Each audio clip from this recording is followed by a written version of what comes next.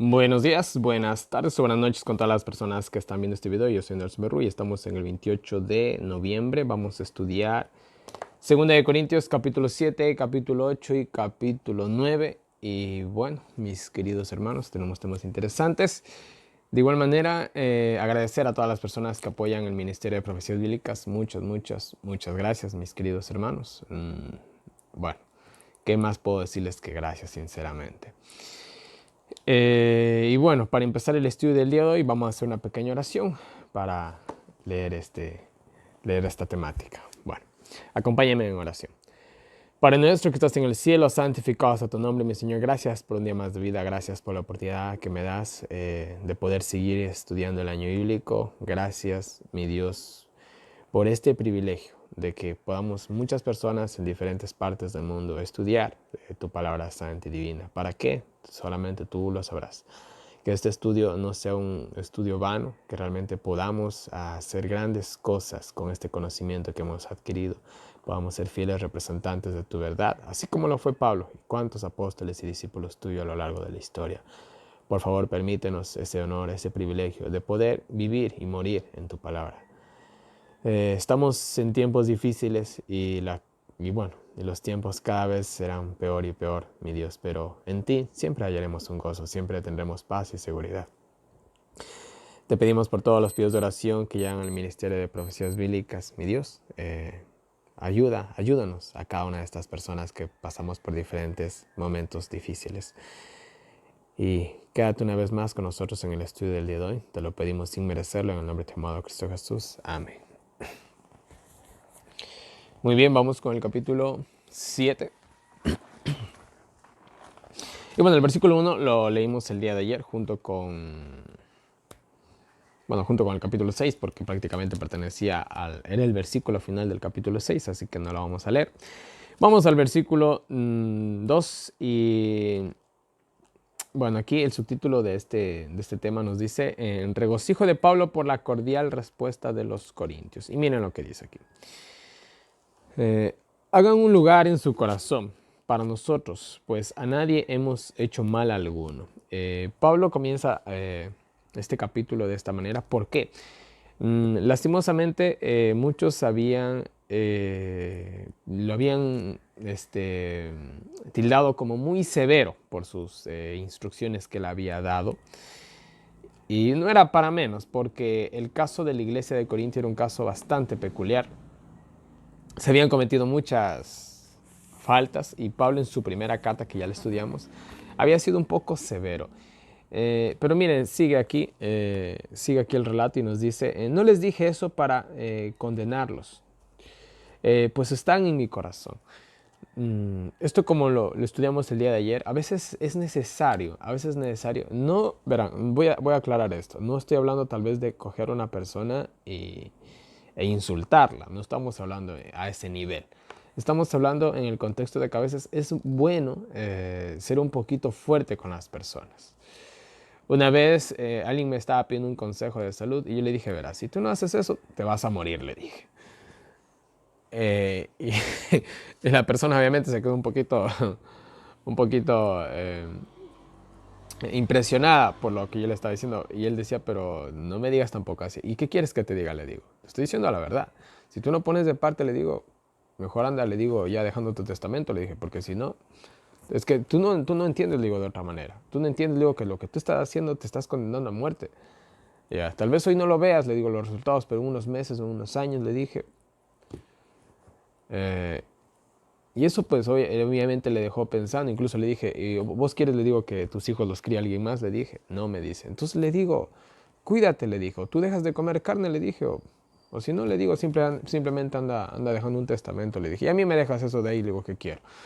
Ya, fueron palabras un poco fuertes, pero le estaba diciendo la verdad. Y a veces es necesario ser un poco fuerte. No estoy hablando de ser grosero, ni de ser ni de insultar tal vez, ni tampoco de gritar.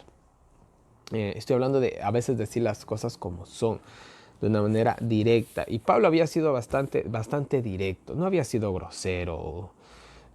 Que quizás algunos lo tomaron así. Bueno, ustedes ya saben que uno diga lo que diga, siempre hay personas que lo toman a bien como que lo toman a mal. En fin, entonces Pablo le dice, no piensen en eso, realmente ustedes están en nuestros corazones. Y porque nosotros los amamos es que hemos sido un poco hasta severos con ustedes.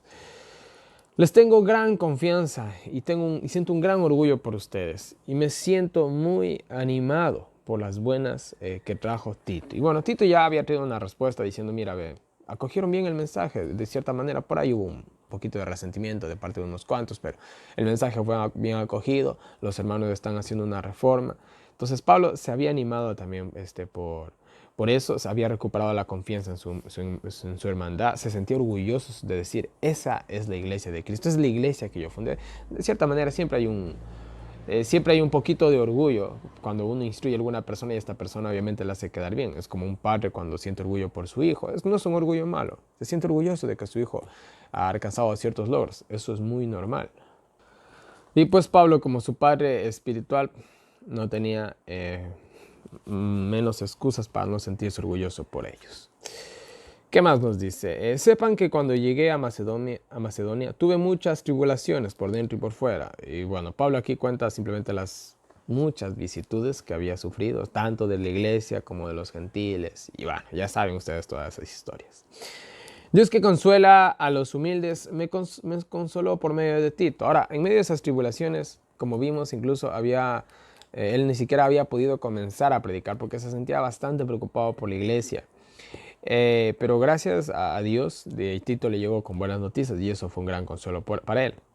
Pues ustedes acogieron a Tito muy bien y me dijo que ustedes me querían mucho y me hicieron caso y bueno, etcétera, etcétera. Entonces le llegaron estas buenas noticias. Los hermanos de Corinto habían acogido bien el mensaje, habían recibido muy bien a Tito, no lo habían recibido mal, no lo habían visto feo al hombre, no, todo lo contrario.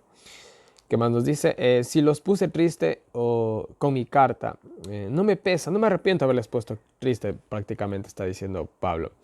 Aunque me pesó, aunque me costó, me dolió escribir esto, valió la pena, dice Pablo, valió la pena.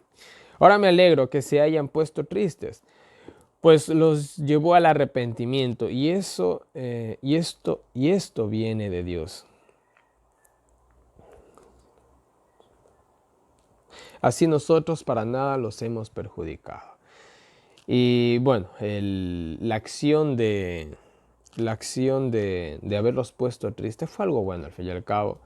Ellos procedieron al arrepentimiento, entonces ahí podemos nosotros también sacar nosotros una lección.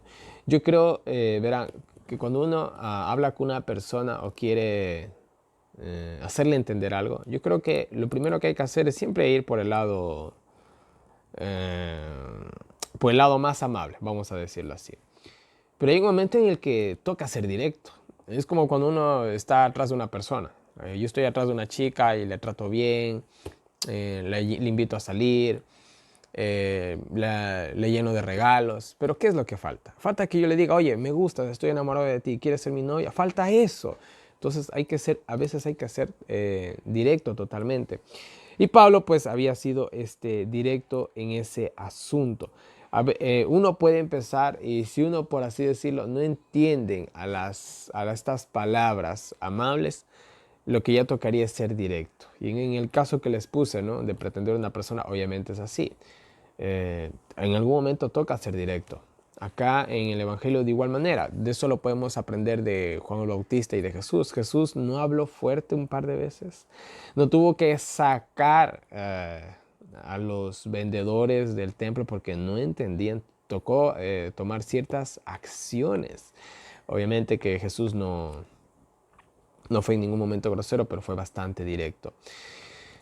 Hay momentos en los que toca ser así, pero yo creo que ese ya es, como quien dijera, el último recurso, ya cuando las personas son demasiado cerradas. ¿Ya? Sigamos. La tristeza de Dios produce salvación, pero la del mundo produce muerte. Y miren, aquí habla de la tristeza. Ahora, yo creo que todos hemos experimentado la tristeza de una u otra manera en nuestra vida. Pero la tristeza de Dios, ¿cuántos de nosotros hemos hecho algo malo, a sabiendas o sin darnos cuenta? No lo sé. Y no nos hemos sentido mal, no nos hemos sentido como basura. Alcen la mano. Yo creo que todos hemos pasado una experiencia así, pero Lastimosamente, yo nunca olvidaré de un amigo que a él le pesaba algo que le había hecho, bastante feo. Y él me decía, Nelson decía, Dios no me puede perdonar por lo que hice, me decía él. Y yo le decía de que cualquier pecado se puede, Dios perdona cualquier pecado. Y eso le afligía a él, lo hacía sentir mal. Y bueno, sin hacer tan larga la historia, él a la final pues falleció. Falleció, ¿por qué? Porque la tristeza lo consumió.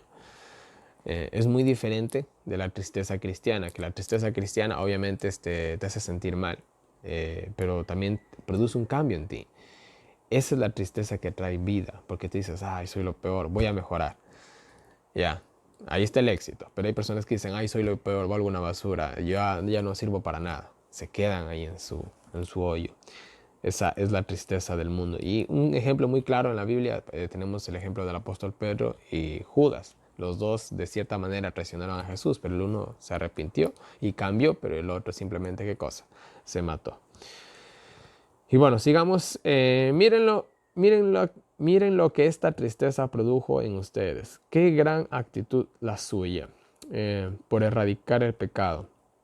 Han demostrado su inocencia.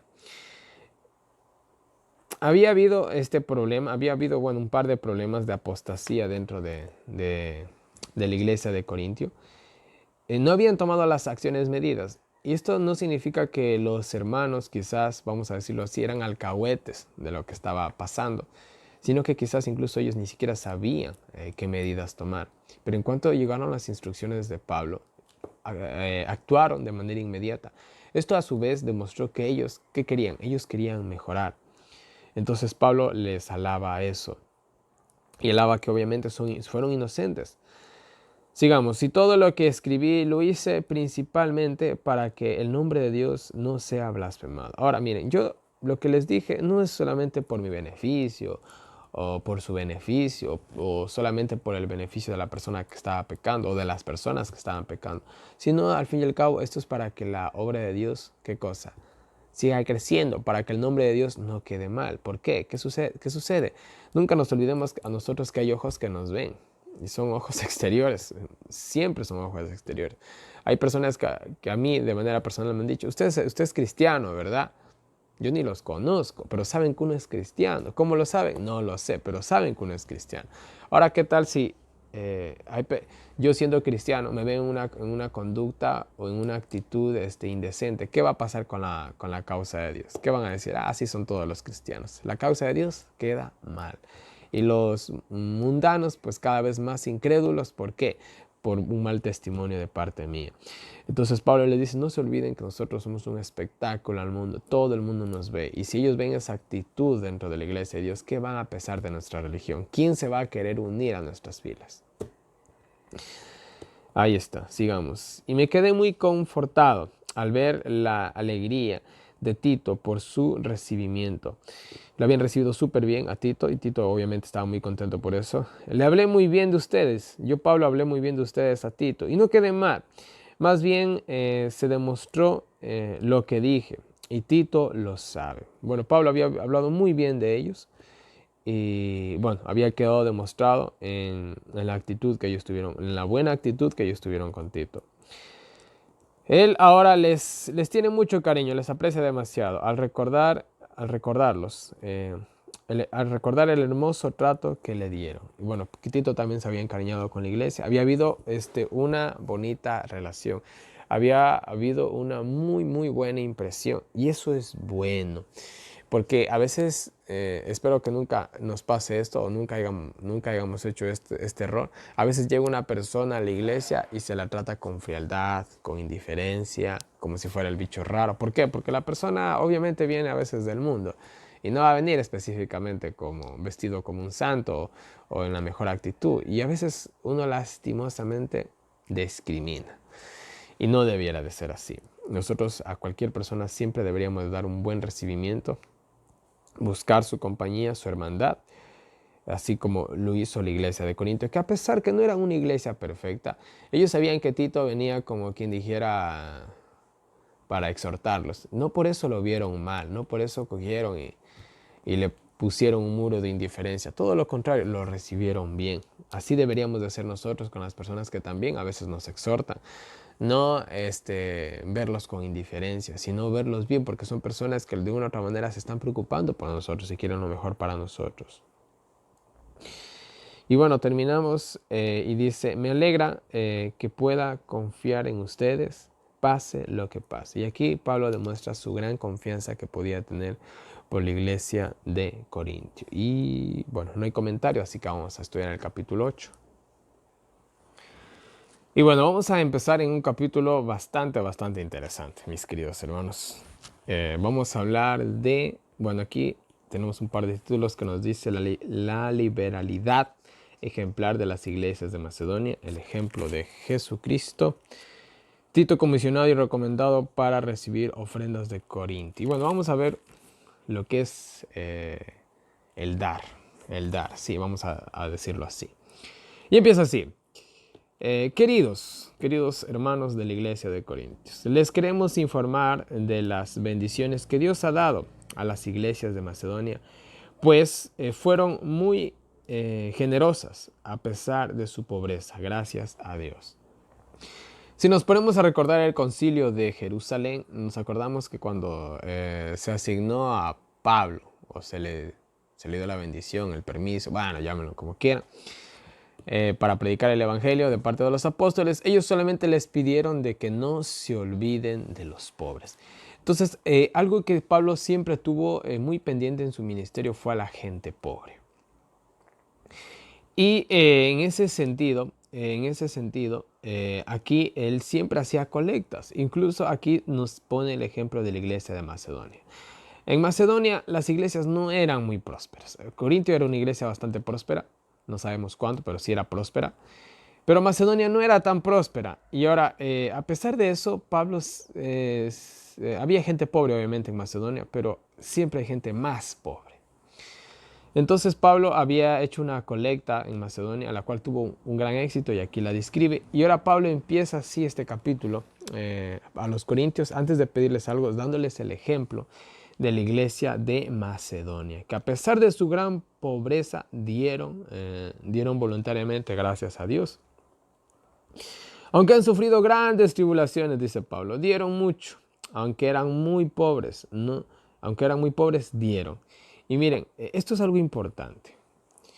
¿Cuánto dieron la iglesia de Macedonia? Yo creo que la iglesia de Macedonia no debió haber dado una cantidad tan significante. No es un decir, ¿no? Hablando en términos actuales, quizás la iglesia de Macedonia, no sé, quizás ellos lograron, bueno, no sé, la verdad, quizás ellos llegaron a juntar unos 2 sueldos básicos, que para la pobreza que ellos tenían era realmente un gran aporte en realidad. Y aunque por último la iglesia de Macedonia hubiera podido recolectar quizás unos $1,000, no es que tampoco era una fortuna. Era obviamente una cantidad significativa, pero no es que tampoco con eso se podía hacer, no sé, dar de comer a 100,000 personas. O sea, era una cantidad muy significativa para la pobreza de ellos. No olvidemos esto. Ahora, la iglesia de Corinto obviamente era una iglesia en mejor situación económica, la cual incluso podía aportar 10 veces más de lo que podían aportar ellos. Hacemos esta pequeña diferencia entre estas dos iglesias, la iglesia de Macedonia y la iglesia de Corintio. Y bueno, Pablo sigue diciendo, donde me quedé. Ya, y miren, algo importante también que vamos a recalcar aquí, no importa la cantidad, sino con qué voluntad se da. Esto nunca lo olvidemos. Y Macedonia, a pesar de que tal vez no pudieron dar una fuerte cantidad de dinero para ayudar a los pobres, lo hicieron de todo corazón. Y aquí vamos a analizar justamente que eso es lo que realmente siempre importa. ¿Darlo de qué? De corazón. Es lo que siempre importa, mis queridos hermanos. No importa si das un centavo o das todos tus bienes. No importa. Lo importante es que lo hagas de corazón. Dieron más de lo que debieron dar, dice Pablo. hasta de la pobreza de de las demás iglesias que eran más pobres que ellos, quisieron participar. Y dense en cuenta, esta iglesia dijeron, ellos son pobres, nosotros también participemos de su pobreza. ¿En qué sentido? Nosotros también quedémonos pobres igual que ellos. O sea, yo no sé quién está en la capacidad de llegar a sentir o hacer algo así. Porque ustedes no se olviden que el mal de estos tiempos es el amor al dinero. Seamos claros y sinceros. Imagínense, en ellos incluso no les importó, por así decirlo, quedarse más pobre, quedarse tan pobres como los hermanos que iban a ayudar. Ellos hasta de la pobreza de ellos quisieron ser partícipes. Ellos mismos nos pidieron participar, ni siquiera Pablo les había exigido, sino ellos mismos se manifestaron y dijeron, oye, queremos ayudar a los pobres de Jerusalén, porque la iglesia más pobre que se conocía o que las cartas de Pablo nos redacta es la de Jerusalén. Queremos participar de este servicio, de ayudar. Ellos quisieron participar en ese servicio de ayudar a sus hermanos. Ahora miren, esto es algo importante, la hermandad. Ay. Ahora, qué tan pequeño o grande es nuestro corazón para cuando nosotros queremos ayudar a nuestros hermanos. Y no hablo de nuestros hermanos que conocemos, hablo de nuestros hermanos quizás, de otras iglesias que muy poco trato tenemos con ellos. O hablo de otros hermanos que trabajan, incluso aquí vamos a hablar más adelante en ciertas citas del Espíritu de Profecía, de personas que incluso que trabajan en el extranjero, de personas que quizás nunca ni siquiera vamos a conocer en persona, ni hemos tenido un trato con ellos. O sea, qué tan, y esto hablo de manera general con todos nosotros, qué tan amplio es nuestro corazón para ayudar a otras personas. Porque ellos, yo les aseguro que nunca se vieron las caras. Los de la iglesia de Jerusalén con la iglesia de Corinto, yo les aseguro que nunca se vieron las caras. Pero aún así, ellos tenían un gran afecto porque eran sus hermanos en la fe. Ese amor es el que nosotros debemos de llegar a tener. Lo hicieron superando mis expectativas, dice Pablo. Nunca dice la cantidad que se dio, pero parece que también hicieron un gran esfuerzo por dar todo lo que más podían. Lo consideraron un privilegio, no un deber. Dieron su corazón y luego dieron sus recursos. Listo, ahí está.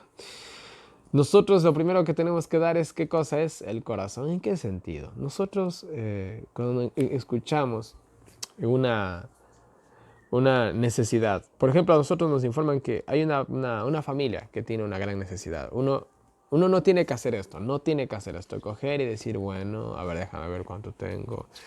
A ver, ya saqué cuentas, me quedan $5 libres. Tengo $5 para dar. Uno no debiera de hacer eso. Uno debiera de coger y ¿cómo está la situación allá? No les falta esto, aquello, lo otro, y ni si qué, y ni si cuánto. ¿Sabes qué? Toma. Te doy tanto para ellos. ¿Ya? Y sin ni siquiera importarte, por así decirlo, cómo te quedes tú. Simplemente que te salga del corazón. No cojas y veas y digas, bueno, me sobra esto, voy a dar lo que me sobra. Esto incluso fue lo que condenó Jesús cuando vio que dio la viuda. La viuda dio todo lo que tenía. Vuelta la gente que traía los tesoros al templo por quintales, no hay otra manera de decirlo. Daban lo que sobraban. Eran gente muy rica y daban simplemente lo que sobraba. Y Jesús condenó eso. Porque dice, ellos dan de lo que sobra. Sí, dan muchísimo, pero dan de lo que sobra. Eso no tiene valor ante Dios. Uno tiene que dar, vean, lo que aquí siente uno. ¿Ya? Y uno cuando uno da de corazón, pues yo creo que uno va a dar lo necesario. Así que le pedimos a Tito que termine la colecta que empezó en ustedes. Y bueno, se había empezado hace un año atrás, más adelante lo dice, esta colecta.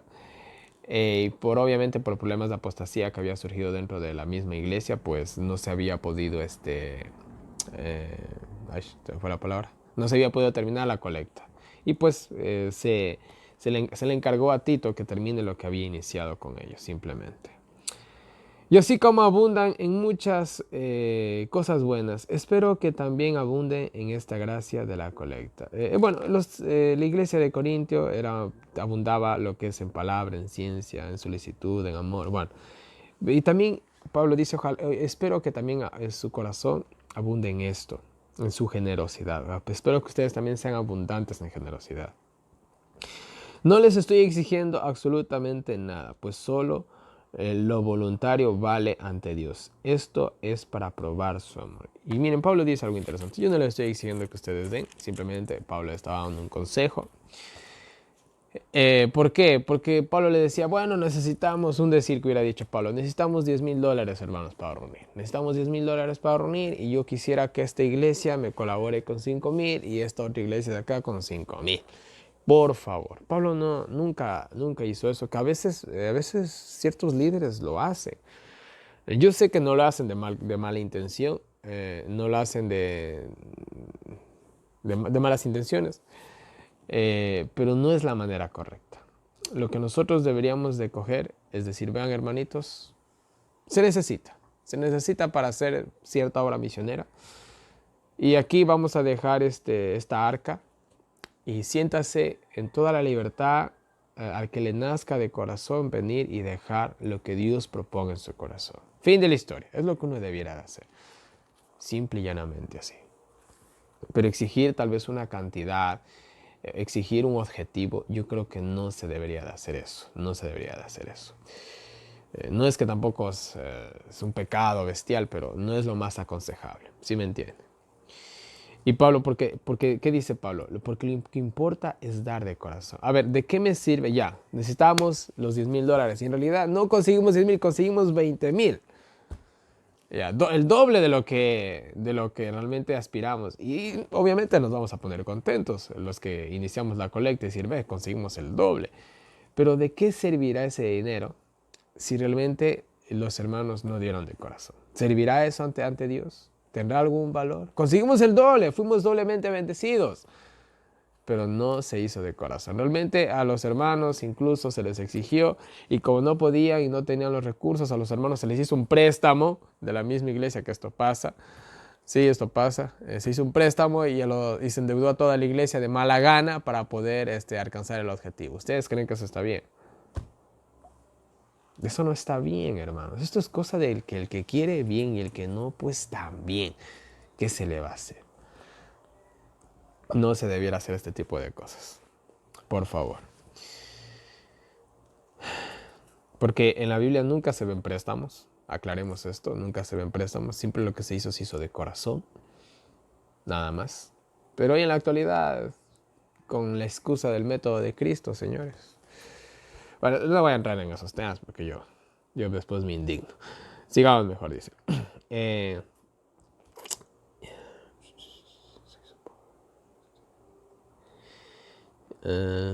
Ya. Y sepan esto, que Cristo se hizo pobre por ustedes. Miren, aquí viene el ejemplo máximo de generosidad. Y así ustedes son ricos en espíritu y en la gloria. Vean, nuestro Señor Jesús, es que no vamos a entender esto, no vamos a entender, pero vamos a hacer un intento, ¿ya? El Rey del universo, o de los universos, quién sabe si haya más universos que estos, no lo sé. Ya, pero vamos a quedarnos con este universo nomás. El Rey del universo, el Rey de todo lo que existe.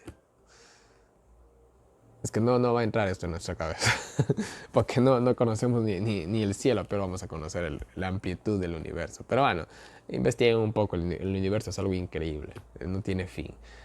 Científicamente, más o menos se tiene un conocimiento de lo que obviamente sacan. Más o menos se tiene un conocimiento, los científicos más o menos tienen un conocimiento, creo que es del 4%, o el 4 o el 6% de todo lo que hay en el universo. O sea que ni siquiera hemos explorado ni la mitad, o sea, ni el 10%. Eso es una cosa que se escapa. Nosotros somos un microbio a comparación de... Somos un microbio en este planeta Tierra a comparación de lo que somos en el universo. Entonces, miren, el rey de todo lo que existe en esta realidad se hizo pobre. Vino como un niño indefenso, pasó vergüenzas, humillaciones, vituperios, insultos, hambres, necesidades, acoso, calumnias. Y sobre todo fue pobre, fue pobre. Yo no sé cuántos de nosotros hemos sido o fuimos o somos pobres. Y es una vida difícil, es una vida difícil. No es una vida horrible, pero es una vida difícil. Porque aún en la pobreza se puede ser feliz como lo fue Jesús. Y Él se hizo pobre, más pobre de la mayoría de lo que somos muchos de nosotros. Y se hizo para hacernos ricos ¿en qué? En espíritu. No, se hizo así para que nosotros seamos ricos en salvación, porque ahora podemos ser salvos. Ahora, si el Rey del universo hizo ese enorme sacrificio, que Él no lo vio como un sacrificio, sino como un privilegio, ¿qué tanto nos cuesta a nosotros desprendernos de las cosas de este mundo? No voy a hablar de dar, sino simplemente desprendernos de las cosas de este mundo. No sé ustedes, hermanos, pero son cosas para reflexionar. A veces, sí, Cristo nos ama y todo, pero hay detalles que a veces omitimos. El Rey del universo se hizo pobre para que nosotros seamos ricos, para que nosotros podamos salvarnos. Pasó las humillaciones y las vergüenzas más grandes que alguien ha podido vivir en este planeta por una raza que no valía la pena salvar, sinceramente. Ahora, Pablo les recuerda esto. Dios se hizo nada por ustedes, por nosotros. Así que les aconsejo que terminen el voto que empezaron el año pasado. Hace un año se había hecho este voto de hacer una colecta. Los cuales, a ver, ¿dónde me quedé? Me perdí. Ya. Así que háganlo pronto para que no se desanimen después. Esto es algo importante también. Cuando nosotros hacemos un voto o tenemos un propósito. Señores, derecho al pecho. O sea, uno va a lo que va. Si uno dice lo voy a hacer, lo tiene que hacer. Esto es como les dije el día de ayer, perdón. El día de ayer, yo estoy hablando como si estuviera en el futuro. El día de ayer les dije de este gran hombre, un hombre del mundo, pero bueno, un hombre que quizás hasta se perdió más que seguro, Alejandro Magno. ¿Cuál fue el gran éxito de su vida, de sus campañas, de toda su campaña militar, de todo lo que hizo el tipo, que fue una cosa increíble? Él nunca dejaba para mañana lo que podía hacer hoy. Y de igual manera nosotros, si nos hemos propuesto algo con Dios, vamos, de una, directamente, derecho al pecho, ¿no? Sin pretextos, absolutamente nada de eso. Nosotros cojamos y decimos, bueno, vamos a hacerlo y se acabó. Y ya, es lo que deberíamos hacer. Y cuando hacemos, verán, esto ya hablamos de las promesas cuando le hacemos a Dios, eso lo vimos en Proverbios, si no mal recuerdo. Si nosotros le prometemos algo a Dios, no tardemos en cumplirlo. Sea lo que tú hayas prometido, hágale y punto. Y esto es lo que dice Pablo. Sin buena voluntad, lo que uno tiene es bien recibido. No se les pide lo que no tienen. Ahí está. Esto también un principio bíblico. Si puedes hacer un favor, hazlo, dice la Biblia. La Biblia no te manda a hacer algo que tú no puedes hacer. ¿Ya? Entonces, primero que nada, Pablo dice, se les pide buena voluntad. Lo que vayan a dar, sea mucho, sea poco, sea lo que sea, pues según la capacidad que tenga cada uno, obviamente, financieramente, délo, pero de buena voluntad, dice Pablo. Y no es para que ustedes den causando esa escasez, den lo que puedan dar, dice Pablo, den lo que puedan dar. No es que para que ustedes tampoco se queden endeudados. Ahora miren, si ponemos un ejemplo actual, miren, hoy en la actualidad estamos pasando, Dios mío, se viene una crisis mega súper espectacular. Por ahí he escuchado que dicen que en 3 años esto más o menos se va a componer. Interesante el número, ¿eh? Bueno, no es para fijar fechas, pero 3 años. Esto me recuerda mucho al sitio de Jerusalén. Vino el ejército romano, después de 3 años y medio más o menos. Vino otra vez. ¿Será que se repite la historia? No lo sé. Simplemente es algo que me pareció curioso. Pero miren, dicen que en 3 años más o menos nosotros vamos a medio estabilizarnos. Mis queridos hermanos, van a venir, se habla de que va a venir una gran hambruna, va a haber hambre, tristemente, desempleo, negocios en quiebra. Y el día de ayer vi una imagen que me pareció tan interesante. Esta imagen obviamente la encontré en mi Facebook mientras estaba por ahí viendo a ver si había alguna novedad. Y la imagen decía lo siguiente, lo puse en mi estado de WhatsApp. Decía lo que causó el coronavirus, el fin de la era industrial y le dio la bienvenida a la era digital. Y yo me quedé pensando en la imagen y dije, claro, pues obviamente fue así. En el año 2001, con las Torres Gemelas también, fue un cambio. De vuelta vino la era del Internet, por así decirlo, y del espionaje de cierta manera también.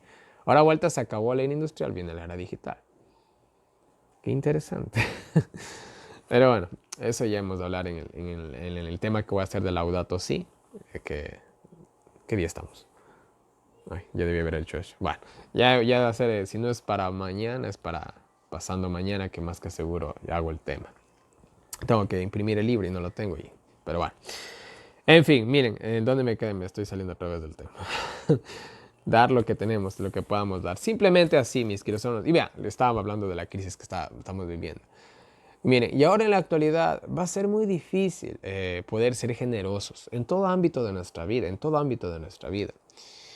Ahora, pero debido a la situación económica que nosotros lleguemos a tener cada uno de manera individual, que no sabemos exactamente qué situación económica enfrentemos cada persona, eso será un pretexto para cerrar nuestro corazón, para dejar de hacer la obra de Dios. Mis queridos hermanos, nunca por nunca. Si no podemos, yo les digo algo, hay muchas personas que tienen proyectos, tienen propósitos. Yo sé que hay personas que cogen, incluso compran libros. Amén por eso, les felicito por eso. Pero si la situación económica se ajusta, que se va a ajustar y ya está ajustándose para muchos de nosotros, si no podemos dar lo que dábamos o hacer lo que hacíamos, hermanos, lo que podamos hacer, pero como dice la palabra de Dios, que sea de corazón. A pesar de las duras circunstancias, nosotros nunca deberíamos de detener la obra de Dios. Nunca, nunca, nunca. ¿Por qué? Porque incluso en el tiempo del fin, ¿qué recursos vamos a tener? Pero aún así tendremos que salir, ¿qué cosa? Hacer la obra de Dios. Me baso en ese principio. Y bueno, ¿qué más dice? Así que ustedes den de su abundancia lo que a ellos les falta. Y así algún día ellos hagan lo mismo por ustedes. Y Pablo pone aquí un principio de la vida.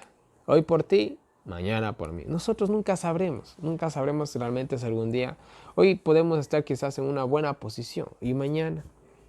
Uno nunca sabe, hermanos, si uno tal vez termine siendo esa persona que está pidiendo dinero en la calle. Hermanos, uno nunca sabe. No es por aquí ser pájaro de mal agüero y nada por el estilo, pero esta vida da vueltas tan interesantes. Ay, mis queridos hermanos. Entonces, y de igual manera, Pablo les dice, de lo que ustedes abundan, den de lo que ustedes abundan. Porque para lo que a ustedes les abunda, a ellos les falta. ¿Y quién quita si algún día ellos tal vez les ayuden a ustedes? No lo sabemos, dice Pablo. Los giros de la vida, simple y llanamente. Así habrá igualdad como está escrito. Y esto, bueno, aquí cita la cuestión del maná, que algunos cogían bastante, otros cogían poco, pero cuando se iba a pesar la cantidad que se cogía de maná, pues daba el caso que todos tenían la misma porción. Entonces, en ese sentido, Dios se va a encargar de que todos tengamos lo mismo, dice Pablo prácticamente. Y algo más, no nos olvidemos que somos mayordomos de quién, de Dios. ¿De quiénes son todos nuestros recursos? De Dios. Y verán, hermanos, no estoy diciendo, escúchenme bien, quiero ser claro, porque hay gente que a veces por entender ciertos pasajes bíblicos mal se ha quedado en la calle. No estoy diciendo que ustedes cojan, vendan su casa, vendan a su perro, vendan todo lo que tengan y lo den a los pobres. Yo no estoy hablando de eso. Hablemos de que incluso nuestros recursos tratemos de utilizarlo a la causa de Dios. Miren, yo de manera personal estoy pensando bastante esto de la salida al campo. Y yo quisiera un puesto de avanzada.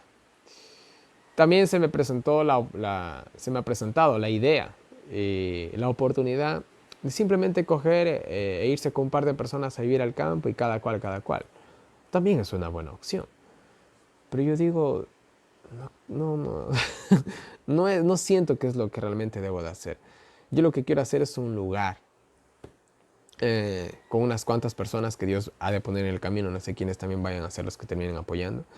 Pero quiero hacer un lugar en el cual yo pueda abrir las puertas no solamente a los que vamos a decirlo así, a trabajar o invertir en este proyecto, sino a todas las personas que Dios ponga para poder ayudar. Es lo que yo quiero. De una u otra manera, ayudar al máximo número de personas. Entonces nosotros con los proyectos que tengamos, con las posesiones que tengamos, tratemos de ayudar. Yo conozco personas que tienen mucho dinero, que incluso a veces donan, ¿no? Ciertas partes de sus propiedades sin quedarse en la calle. Donan para hacer un centro de rehabilitación, donan para dar vivienda a gente pobre. O sea, hay gente que simplemente, vamos a decirlo, de lo que tienen ellos dan. Nosotros, con nuestros recursos, sin necesidad de quedarnos en la calle, tratemos de ayudar, porque al fin y al cabo, todos nos preocupamos por nosotros mismos. Sí, eso es muy entendible. Hay gente que tiene hijos, por quien ver, nietos incluso, familiares, padres, madres, no sé, hermanos, por quien ver. Eso está perfecto. Pero no nos olvidemos que nosotros como cristianos estamos aquí para tratar de ayudar al máximo número de personas que podamos salvar. Y se pongan el propósito que ustedes se pongan. Yo les aseguro, mis queridos hermanos, de que Dios nos va a bendecir mucho. Dios nos va a bendecir bastante si nosotros de todo nuestro corazón queremos ser una ayuda en la causa de Dios. Y no solamente pensamos en nuestros fines egoístas humanos, que todo ser humano tiene egoísmo. Como humanos que somos, tenemos egoísmo. Procuremos de una u otra manera nosotros ser un canal de bendición para muchas personas. Tratar de salvar el número de personas posibles, ese es nuestro objetivo. No sea que algún día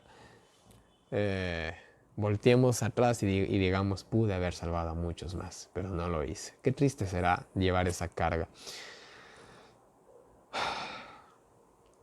Sigamos para terminar el capítulo 8. Nos hemos extendido un poco, pero el tema es muy interesante. Y nos dice así: demos gracias a Dios que inspira en Tito el mismo interés de hacer la colecta. Y bueno, Tito por excelencia había hecho la colecta en Macedonia, la había ido súper bien. Y ahora había inspirado también a Dios le había inspirado a él a hacer lo mismo en Corintio. Podríamos decir que Tito había sido el hombre, ¿no?, para esta labor. Aceptando el consejo, pues Pablo había aconsejado a Tito que haga esta colecta en Corintio. Fue a ustedes para terminar la colecta. Obviamente Tito ya estaba ahí en presencia de ellos mientras se leía esta carta. Y confiamos en la colecta no solamente a Tito, sino, bueno, aquí menciona a una persona que no sé del nombre, y más adelante se menciona a otra persona. O sea, había ido Tito y habían ido dos colaboradores más de Pablo y de Tito, y muy conocidos en las iglesias, para hacer esta colecta, porque iban tres. Vean, hermanos, siempre, verán, y vuelvo a repetir, nunca me cansaré de decirlo, cuando se trata de dinero la gente siempre pierde la cabeza. Entonces yo sé que hay personas en las que a veces llegamos a confiar ciegamente porque se lo merece. Perfecto. Ahora miren, se hace una colecta. A un hermano X se le pone una cierta cantidad de dinero. Ya, ahora puede pasar muchas cosas. Uno, que es la más obvia, la gente va a comenzar a hablar mal. ¿Qué tal si se coge el dinero? ¿Qué tal si se cogió la mitad? Que ni siquiera ni si cuánto. Una. ¿Qué tal si le roban en el camino? Que eso también podía pasar. Al fin y al cabo era un solo hombre llevando una fuerte cantidad de dinero que pudo haber conseguido eso en Corintio. Oye, el pobre hasta la cabeza estaba peligrando. Hay gente que incluso a veces en las noticias vemos, van al banco y retiran 10,000, 20,000 dólares. Ustedes ya saben cómo son los ladrones. Al pobre lo cogieron por ahí más allácito en la calle y los matan. Así pasa, así ha pasado en muchos casos. Los matan. Bueno, entonces eso también por seguridad, por evitar malos rumores. Y otra cuestión también, hermanos, la raíz de todos los males es el dinero. La persona en la que hemos confiado puede ser un santo, pero no lo pongan a tentación, ¿ya? Puede ser un santo, no lo pongan a tentación a ese pobre santo.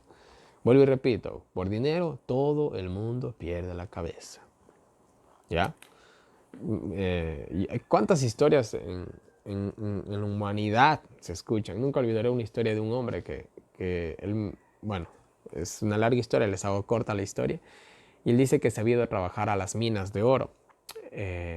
Y él, pues, una persona, vamos a decirlo así, montuvia, sin estudios, poco, y había salido esta oportunidad y sin hacer tan larga la historia, él se fue a trabajar 5 años en las minas.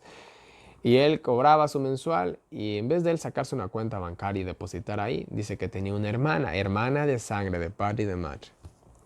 Y le daba a la hermana para que le dé guardando. Le daba a la hermana por 5 años. Le dio. Cuando terminaron los 5 años, él dijo, bueno, ñañita, perdón, hermana, ñañita es una manera de decir en Ecuador a un hermano o hermana. Ñaño o ñaña, eso significa, o ñañita de cariño, o ñañito, si no entienden la palabra.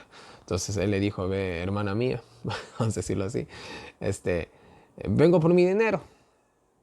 Ni un centavo le dio. La hermana simplemente se quedó con todo su dinero, su hermana de sangre.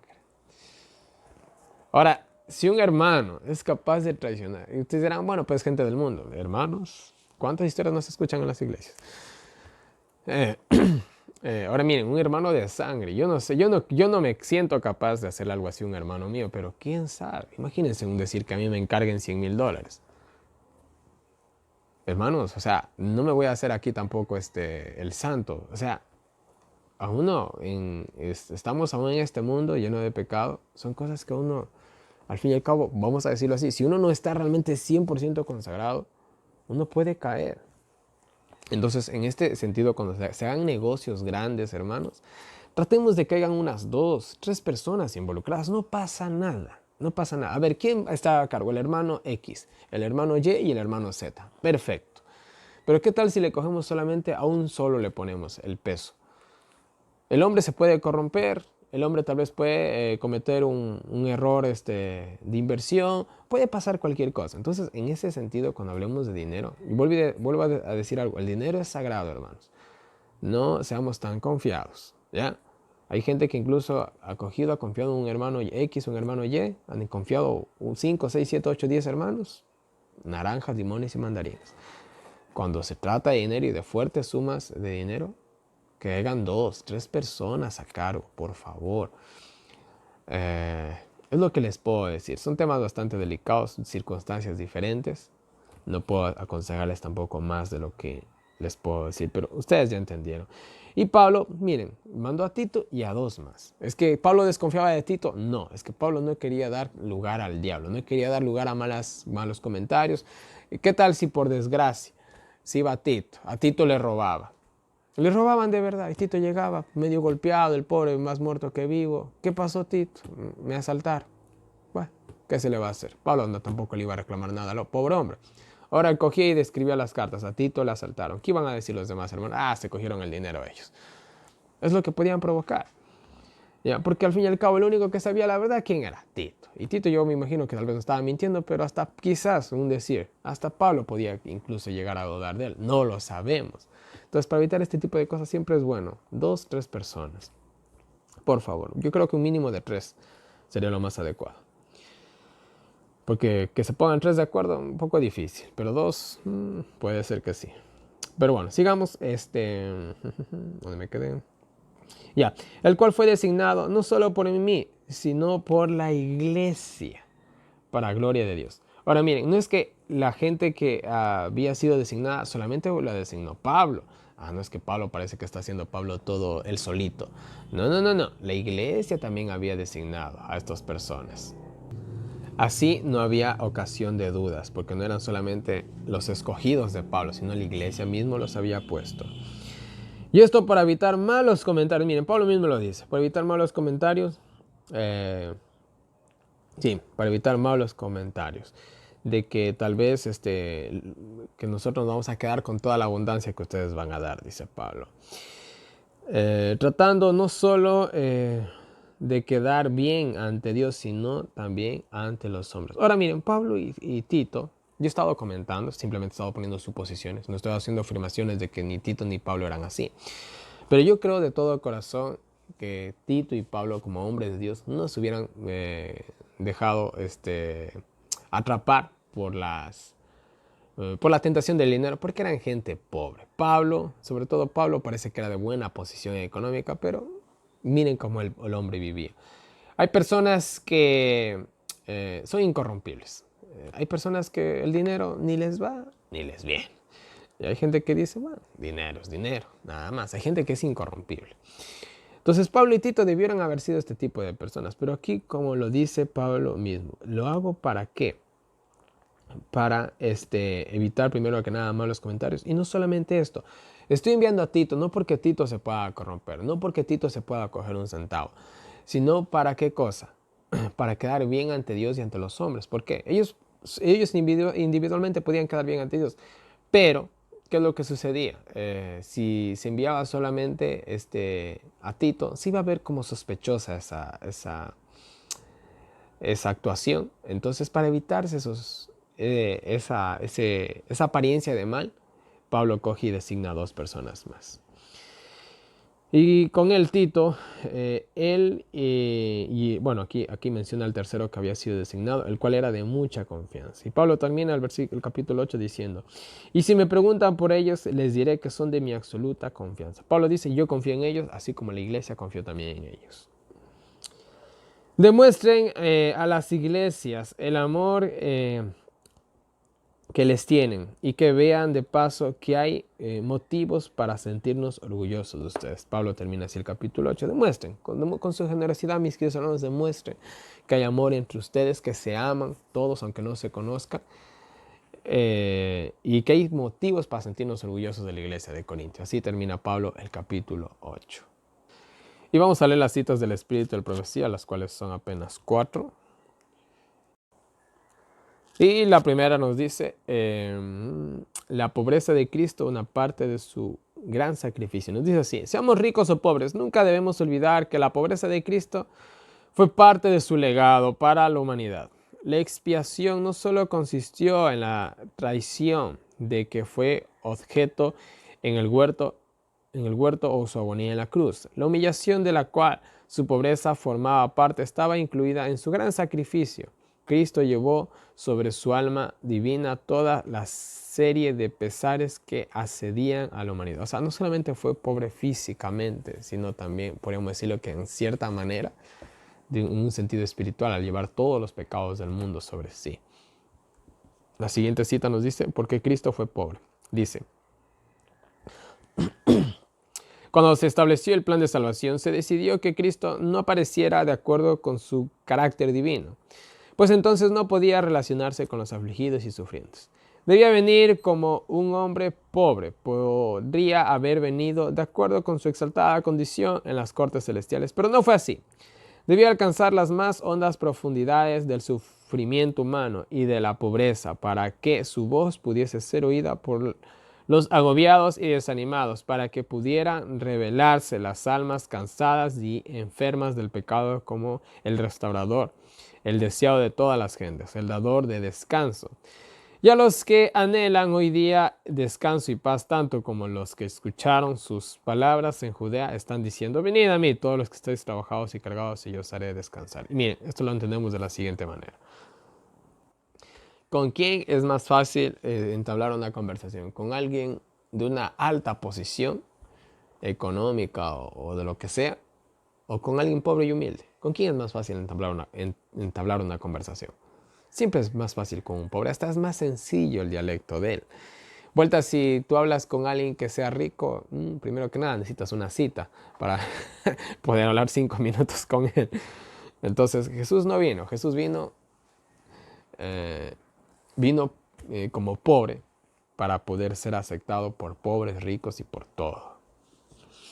Al fin y al cabo, un pobre creo que tiene acceso prácticamente a todo lugar. Y bueno, la siguiente cita dice, rico en logros. Cristo, la majestad del cielo, se hizo pobre para que mediante su pobreza pudiéramos ser enriquecidos. Ricos no solo en talentos recibidos, sino ricos en logros alcanzados. Eso es lo que debemos nosotros alcanzar. Y miren, yo a veces me gusta ver estos videos de personas que fueron pobres y se hicieron multimillonarios. ¿Cuál fue el éxito de ellos? El éxito de ellos, podríamos decirlo así, fue alcanzar ciertos logros. Se propusieron leer tantos libros. Se propusieron, yo estaba viendo el otro día un video de un tipo millonario, y él decía, por 5 años trabajé de 12 a 14 horas diarias, sin tener un solo día de descanso. Dese en cuenta el sacrificio de este hombre por llegar a tener el éxito y alcanzar este logro. Pero ¿fue qué cosa? Fue por medio de ciertos sacrificios. Entonces, nosotros, cuando nosotros alcanzamos un logro, verán, por ejemplo, ahorita si nosotros terminamos de hacer el año bíblico, eso es un logro. ¿Y nos ha hecho ricos? Por supuesto que sí, espiritualmente hablando. Y ahora, si después de esto nos ponemos otro objetivo, logramos otro logro. Y vamos así de logro en logro o de gloria en gloria, también podríamos decirlo. Y bueno, la cita sigue diciendo, estas son las riquezas que Cristo fervientemente anhela que posean sus seguidores. Cuando el verdadero buscador de la verdad lee la palabra y abre la mente para recibirla, anhela la verdad de todo corazón, el amor, la compasión, la ternura, la cortesía, la amabilidad cristiana, que serán fundamentales en las mansiones celestes que Cristo ha ido a preparar para los que lo aman. Se posesionan de su alma, su propósito es firme, está determinado a permanecer de parte de lo correcto, la verdad ha penetrado en el corazón y está arraigada allí por el Espíritu Santo, el cual es la verdad cuando la verdad se posesiona del corazón. El hombre da evidencias ciertas de eso, convirtiéndose en mayordomo de la gracia de Cristo. Esos son los logros que debemos de alcanzar. Un carácter perfecto y santificado. Y vamos con la última cita. Sí, con la última cita del capítulo 8 nos dice... No hay título, un momento. Pablo recomienda a Tito ante los corintios. Dice, no haya motivos egoístas que os induzcan a retener fondos que son necesarios en los campos donde no se ha trabajado. Miren, cuando estemos tentados a retener lo que se necesita en campos del extranjero, estudiemos los capítulos 8 y 9 de 2 de Corintios. El Corintios ya también ya vamos a estudiar. Y aprendamos a imitar el espíritu liberal que hizo que los macedonios estuvieran dispuestos a dar más allá de sus fuerzas para la causa que demanda su ayuda. Y miren, ahí lo que les decía yo.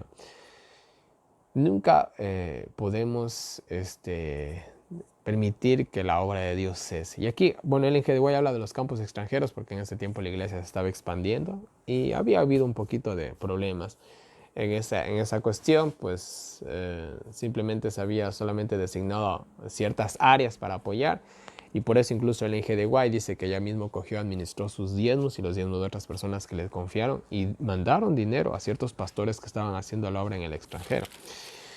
Y eso es lo que nosotros deberíamos de procurar, siempre que el dinero que Dios nos ha responsabilizado, se utilice de la mejor manera. Pero más información de este tema, pueden ver el tema que subí hace un tiempo atrás que se llama diezmos y ofrendas invertidos en armas. Deberíamos de seguir dando el diezmo a la iglesia adventista, así se llama el video, pueden verlo. Y bueno, para terminar vamos a estudiar el capítulo 9. Y bueno, el capítulo 9 es prácticamente un dato adicional de lo que es el capítulo 8. Vamos a leerlo rápidamente, no hay mucho que comentar ahí. Y Pablo dice, por eso en cuanto a esta colecta les escribo lo siguiente. Disculpen que insista un poquito más, quiero aclarar bien el asunto, dice Pablo. Conozco su buena voluntad y he dicho de ustedes, o he hablado de ustedes en las iglesias de Macedonia, que Corintio está preparada desde el año pasado. Y bueno, aquí parece que Pablo como que lo está medio comprometiendo. Bueno, no sé si realmente eran las intenciones de Pablo, pero yo lo entiendo así. Porque ellos, obviamente, bueno, me han dicho, ellos se habían comprometido. Y Pablo dice, verán, ustedes se comprometieron. Y yo he hablado que ustedes se comprometieron. O sea, Pablo está diciendo, no queden mal ustedes y no me van a quedar mal a mí. Y su entusiasmo es un estímulo para otros. Ahora, así como Corintio se había comprometido y estaba haciendo un ejemplo de entusiasmo para otras iglesias, eso es lo que quería Pablo, ¿no? Que por su ejemplo otros también se animen, decir, si Corintio lo hizo, yo también lo hago, ¿no? Esa era la intención, la idea. Envío a Tito y a los otros dos para que al llegar esté todo listo. Y así no quede como mentiroso ante las iglesias. O sea, Pablo había hablado diciendo, vean, Corintio va a ser una gran colecta y eso va a ayudar para los pobres que hay en diferentes iglesias, sobre todo en Jerusalén. Entonces dice Pablo, verán, les estoy enviando a ellos para que yo no quede tampoco como mentiroso, porque al fin y al cabo la reputación de Pablo también estaba en juego, porque, vuelvo y repito, si esto no se llegaba a dar, se podían sacar muchos rumores. Ya saben que de Pablo no hablaban nada bueno casi, sobre todo sus retractores, en fin. Qué vergüenza sería también, dice, para ustedes esto, que ustedes realmente no cumplan lo que dijeron. Ellos también iban a quedar mal, más que Pablo incluso. Por eso bien necesario enviarles antes para organizar la colecta. O sea, incluso parece que Pablo había enviado un poquito antes de la fecha a Tito para que se pueda organizar esto de la colecta. Y les digo que el que siembra, ¿sí? Les digo que el que siembra poco, poco cosechará. Y el que siembra mucho, mucho cosechará. Y esto hace una referencia, obviamente, cuando uno siembra. No sé cuántos hemos sembrado alguna vez. Y obviamente que, perdón, si tú plantas 5 semillas, pues vas a recolectar lo que salgan de las 5 semillas. Pero si siembras 100 semillas, obviamente que va a ser una abundante cosecha. Pablo está haciéndoles esta referencia con el agricultor. Ahora, ¿qué agricultor siembra poco? Incluso hay ciertas semillas que ponen 2, 3 semillas en el mismo orificio, porque dice, bueno, si no sale una, salen las otras 2. Y si por último no salen 2, sale más que sea una. Entonces ahí está esta manera de pensar para coger obviamente abundantemente, porque esa es la idea de cosechar, coger en abundancia. Y de igual manera, la idea de dar es recibir. Ahora, cuando nosotros damos una ayuda monetaria, hermanos, Dios puede bendecir de muchas maneras. No siempre Dios va a coger decir, doy $1, Dios me va a dar $7. No funciona así, siempre. Puede ser el caso de que Dios te recompense de otra manera, que realmente tú necesitas. Dios siempre nos va a dar lo que más necesitamos. Dinero, paz, tranquilidad, no sé, un trabajo, no sé, es lo que Dios siempre nos va a dar. En fin, ¿dónde me quedé? Ya. Cada uno de lo que dispuso en su corazón, cada uno de lo que de manera personal decidió. No con tristeza o de mala gana, pues Dios ama al dador alegre. Aquí viene lo importante, lo que estábamos, y vuelve Pablo a recalcar. Dios ama al dador alegre. Dios no quiere que uno dé, otra vez estos hermanos solo pasan pidiendo dinero. No, esa no es la actitud. Uno tiene que dar que salga de aquí. Si no, ¿saben qué, hermanitos? No den nada. Esto es como cuando uno da un regalo. Puede ser el regalo más bonito del mundo, pero si uno coge y dice, oye, mira, ve, toma, para que no estés molestando tanto, ahí te doy eso. Puede ser el regalo que sea, imagínense en esa manera de darlo. Pero es muy diferente si, mira, ve, hoy estaba viniendo camino a casa y vi algo que me pareció muy bonito y quería regalártelo porque yo sé que estas cosas a vos te gustan y me gustaría también poder compartirlo contigo. Y bueno, te quiero mucho y aquí, aunque tal vez esto no es la gran cosa, sé que te va a gustar y espero que te haga feliz. Es muy diferente, si se dan cuenta, a lo que dije de antes, de algo de mala gana. Quizás el regalo que yo lo di con unas bonitas palabras sea mucho más insignificante del regalo que lo di de mala gana. Pero lo que importa, como dicen, realmente es el sentimiento con el que se da, no la calidad o la impresionante que sea el regalo, sino lo emocional. Pero bueno, ¿dónde me quedé? Ya, Dios ama al dador alegre. Poderoso es Dios que nos da lo necesario y suficiente para que sí también nosotros compartamos. Vean, esto es interesante. Ahora miren, estamos hablando un poquito en el sentido, bueno, esto se refiere un poco bastante el estudio en el sentido monetario. Pero verán, hermanos, hay gente que no tiene dinero, vamos a ser sinceros, hay gente que realmente no tiene dinero. Esta gente podrá dar algo más, por supuesto que sí, esta gente puede dar su tiempo, puede dar su trabajo, su labor. Hay muchas cosas que esta gente puede dar, su sabiduría. Miren, lo más hermoso y lo más valioso que puede dar, por ejemplo, una persona anciana es su sabiduría. Porque son consejos que sirven muchísimo. Entonces, ellos quizás, una persona anciana, no tenga los recursos tal vez para ayudar a otros, pero por medio de su sabiduría puede ayudar a muchísimos. Y mucho más de lo que puede tal vez hacer una ayuda económica. Hay hermanos que tal vez sean pobres, pero que pueden dar su mano de obra.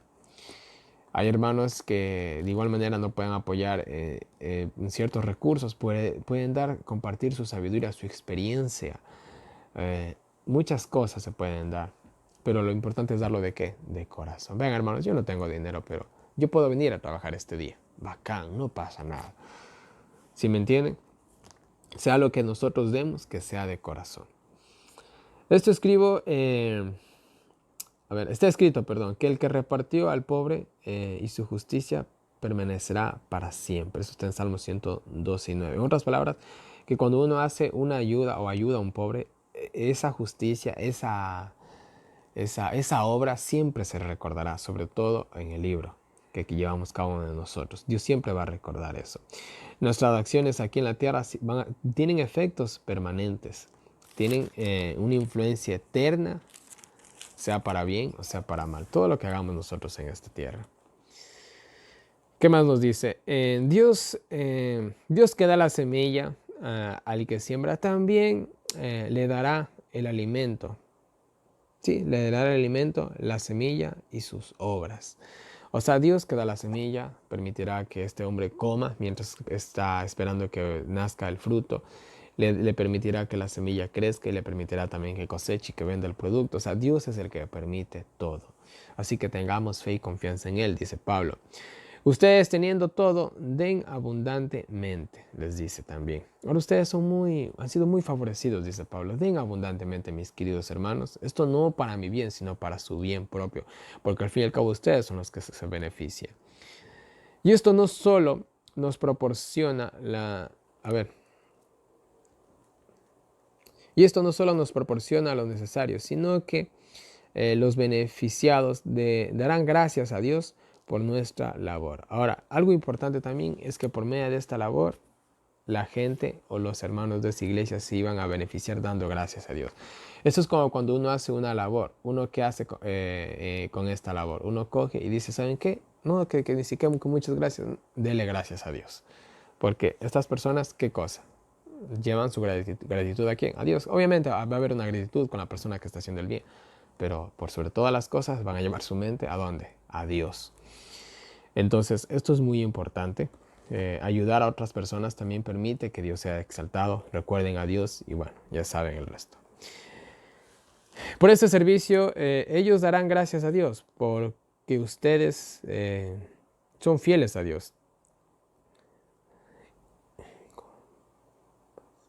Y comparten con ellos. Orarán a Dios por ustedes y les tendrán mucho cariño por la abundancia que Dios les ha dado. Gracias a Dios por su don indescriptible. Y así termina el capítulo 9. Y para terminar, cerrar con broche de oro este capítulo y este estudio, vamos a leer 2 citas del Espíritu de Profecía. Y la primera nos dice, 1000 antorchas encendidas. Y dice así, los que ocupan puestos de influencia y responsabilidad en la iglesia debieran ir al frente de la obra de Dios. Si avanzan de mala gana, otros no avanzarán nada. Su celo, en cambio, animará a muchos. Cuando su luz arda brillantemente, se encenderán 1000 antorchas en su alma. Miren, eso es lo importante de los líderes. Ahora, podemos hablar de los que tal vez me están escuchando y son líderes, tienen una gran responsabilidad. De igual manera, los que son padres y tienen hijos, son líderes de sus hijos. Enseñen a sus hijos la generosidad. Enseñan a sus hijos que es bueno y que hay que ayudar al pobre, darles un plato de comida. Bueno, hay muchas cosas, muchas maneras de inspirar a los hijos en ese camino. Y la última cita, una cita muy, muy importante, nos dice, dar a regañadientes es mofarse o burlarse de Dios. Dice así, sería mejor no dar nada. Escuchen bien, sería mejor no dar nada. Hermanos, si realmente no quieres dar, no des. Simple y llanamente así. Será mejor no dar nada que dar a regañadientes o de mala gana. Pues si damos de nuestros recursos cuando no tenemos el espíritu de dar liberalmente, nos burlamos de Dios. Tengamos en cuenta que estamos tratando con aquel de quien dependemos para cada bendición, con aquel que lee cada pensamiento del corazón, cada propósito de la mente. Ahora, muchos me dirán, hermano, en realidad yo no tengo ganas de dar a Dios. Hermano, estas ganas no van a aparecer de la noche a la mañana, primero que nada. Si a nosotros nos cuesta, nos cuesta dar nuestra ayuda para la obra de Dios, mis queridísimos hermanos, es porque nos falta más comunión con Dios. Entonces, en este sentido, antes de dar, busquemos comunión con Dios, busquemos hablar con Dios, oremos, no sé, leamos la Biblia, hay muchas maneras. Leamos el Espíritu de Profecía, El Deseo de todas las gentes, un libro hermoso. Hay muchas maneras de tener esa espiritualidad. Pero hermanos, si no es de buena gana, no den nada. ¿Ya? Eso simple y llanamente así. Que sea lo que Dios propuso en nuestro corazón, a dónde lo propuso, cómo lo propuso. En fin, ustedes creo que el tema ha quedado muy claro, no hay nada más que decir. Y bueno, mis queridos hermanos, una vez más, en pantalla tienen toda mi información de contacto para todas las personas que me quieran agregar al WhatsApp, para recibir los enlaces del año bíblico, los audios del año bíblico, preguntas, sugerencias, correcciones, cualquier cosita, háganme llegar por ahí. Ahí tienen las diferentes maneras en las que me pueden colaborar, a las personas que me pueden colaborar, muchas gracias. Y los que no, como ya les he dicho, sobre todas las cosas les pido que oremos los unos por los otros. Y bueno, mis queridos hermanos, no les canso más. Que Dios nos bendiga a cada uno de nosotros y nos vemos el día de mañana con un nuevo video.